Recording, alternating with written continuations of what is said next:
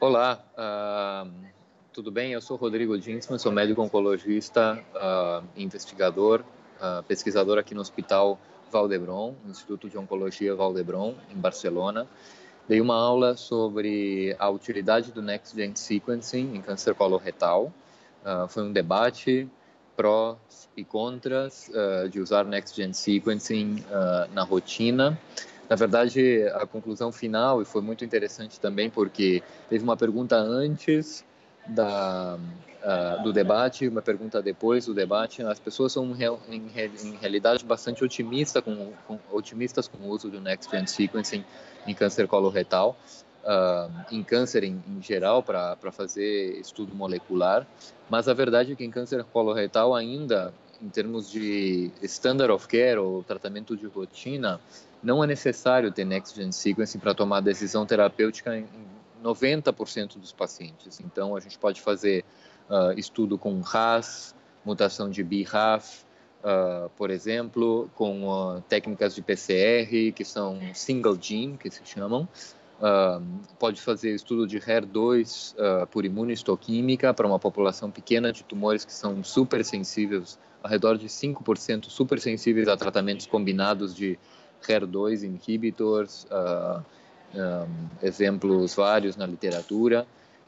E também a gente pode usar em tanto imunohistoquímica como também PCR para analisar inestabilidade de microsatélites, que também seria um match, não? com uma imunoterapia para câncer coloretal. Ou também outra população muito pequena dos tumores metastáticos tem inestabilidade de microsatélites. Então, a verdade é que em 90% dos casos, com as técnicas estándares, né, na rotina, a gente consegue fazer uma seleção de tratamento apropriada para os pacientes.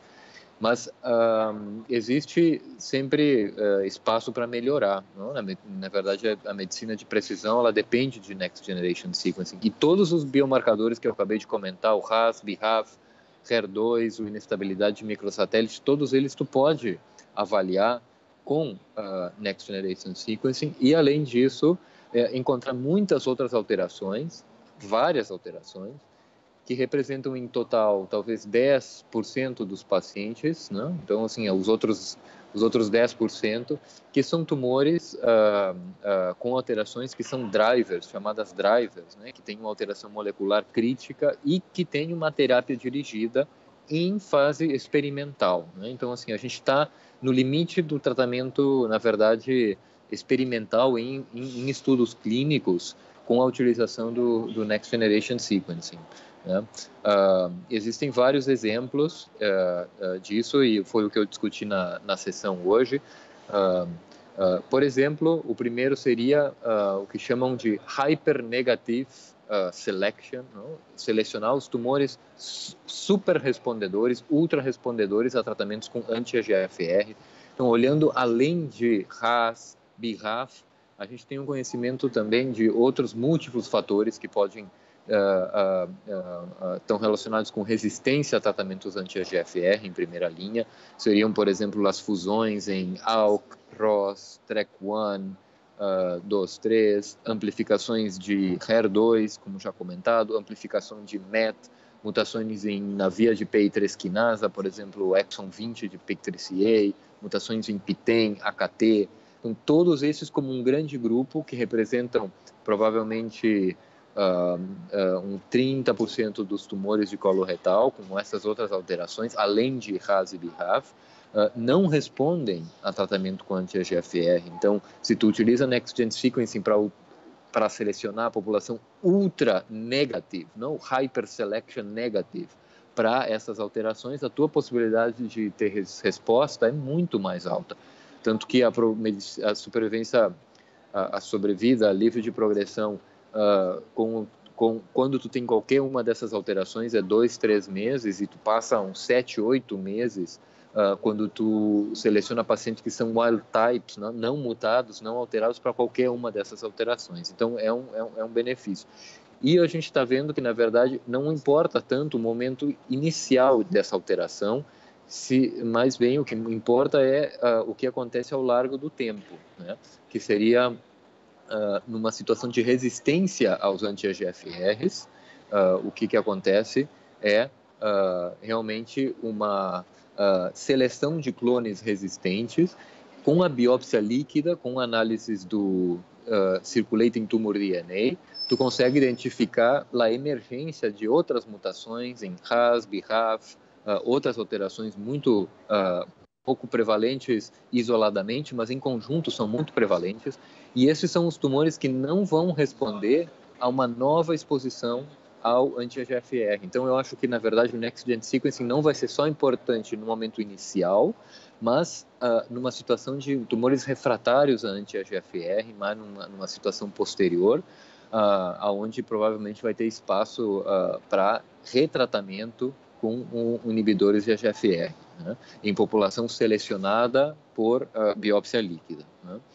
Além disso, tu pode usar Next-Gen Sequencing para encontrar muitas outras alterações raras, como eu já comentava anteriormente, que são marcadores preditivos positivos de resposta a tratamento, né? Não seria só marcadores negativos, como no caso de anti-EGFR, mas esses mesmos marcadores podem também significar resposta a um tratamento dirigido, né? Então, tenho exemplos claros de fusões na via do TRK, né? NTRK, o TRK 1, 2, 3, fusões em ALK, ROS, como já comentei. Além disso, existem outras alterações mais a nível de mutação, com vários ensaios clínicos, estudos clínicos investigando mutações na via de reparação de dano no DNA, mutações de ATM, ATR, BRCA1, BRCA2, 2-3% dos tumores, alterações da via de HER2 como mutações em HER2, também 1%, mutações raras em BRAF, que são sensíveis a novos tratamentos anti-BRAF, RAF, por exemplo, inclusive sorafenib, por exemplo, em mais 2% dos pacientes, e amplificações em MET, né? E outros oncogenes em uns 2-3% dos pacientes. Todos esses aumentam numa situação de refratariedade, como eu comentava, tumores refratários resistentes a anti-EGFR. E o mais interessante é que as fusões, que são as que têm a maior evidência de que pode fazer um tratamento dirigido, com atividade em ensaios clínicos, mas respostas espetaculares, mais de 80% de resposta a esses tratamentos, são principalmente em tumores de cólon direito, tumores com inestabilidade de microsatélites ou tumores que são RAS, BRAF, wild type no começo, né, no diagnóstico. Então, assim, eu acho que, na verdade, tu pode usar uma seleção clínico-molecular para escolher qual é o paciente que provavelmente vai ter mais rentabilidade, né, rendimento, de um teste de Next Generation Sequencing, né? Também pode encontrar umas situações raras, né, que são tumores que não têm inestabilidade de microsatélite, mas que existem um perfil de hipermutação, né? São tumores, por exemplo, com mutações na via de POLE-E, outras enzimas na reparação de dano de DNA, que infelizmente é só 1% dos tumores, mas aí estão, 1% dos tumores, e são super respondedores à imunoterapia em câncer coloretal.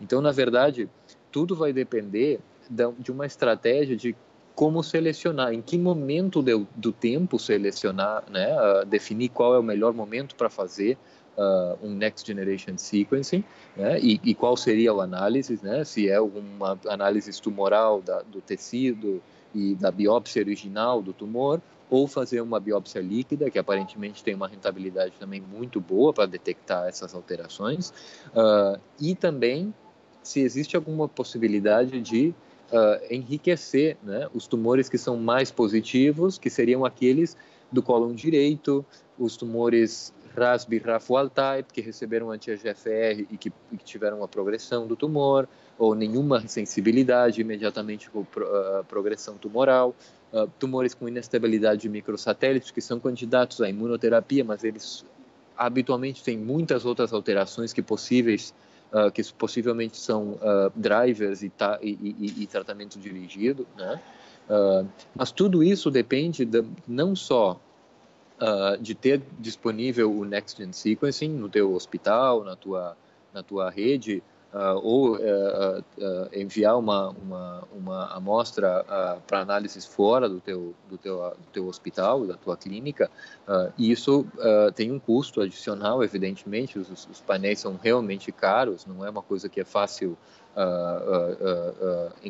mostrar realmente a sua utilidade com o preço que atualmente temos para esses painéis, mas se tu selecionas com esses critérios clínico-moleculares, como eu comentava, e sabe personalizar a indicação do Next Gen Sequencing, a possibilidade de ter um benefício ao paciente, se tu é capaz de mandar o paciente para um estudo clínico, né? No Brasil há vários estudos clínicos, né? Então isso ainda está numa fase muito de validação e de estudos. Então, no Hospital Vall d'Hebron, onde eu trabalho, felizmente eu tenho acesso a centenas de ensaios clínicos, estudos clínicos com tratamentos dirigidos e imunoterapias que são dirigidos a essas alterações raras em câncer coloretal que tu pode encontrar.